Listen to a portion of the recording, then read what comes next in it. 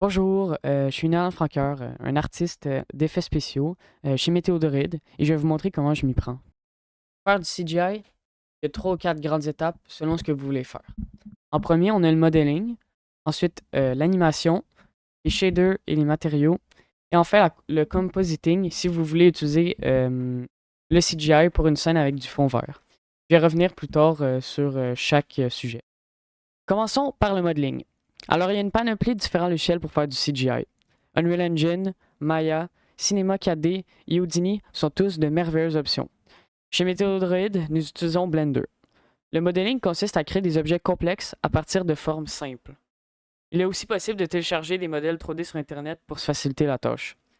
Voici un essayant que j'ai modélisé une bouée que j'ai trouvée sur Internet que j'ai utilisée pour faire la vidéo.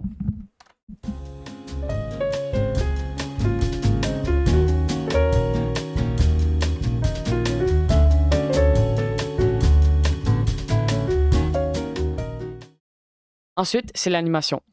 En général, on utilise des keyframes pour l'animation. Les keyframes sont comme des captures de valeur qu'on fait au début et à la fin de l'animation, et dont Blender ou n'importe quel autre programme va calculer la transition entre les deux.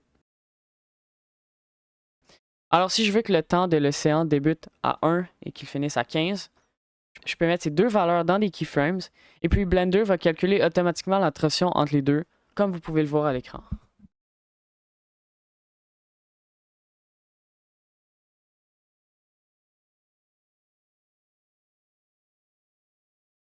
Ensuite, c'est les shaders et les matériaux. Alors, les matériaux sont ce qui fait changer l'aspect visuel de vos objets. On peut changer plusieurs de leurs caractéristiques, comme la couleur, la quantité de lumière réfléchie, l'éclat métallique, encore plus. Et c'est en les assignant à nos objets qu'on peut changer leur apparence. Les shaders, tant qu'à eux, sont un sujet très complexe et méritent une vidéo tout entière.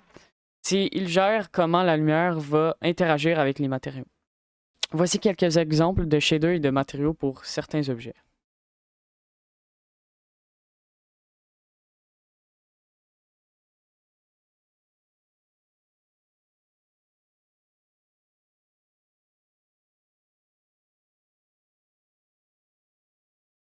Alors maintenant, c'est le temps de faire le rendu. On place ou on anime la caméra comme on veut. Ici, j'ai fait un peu n'importe quoi. Puis on fait le rendu. Le rendu peut prendre énormément de temps, puisque l'application doit calculer chaque rayon de lumière et leur réflexion. Voilà le rendu final.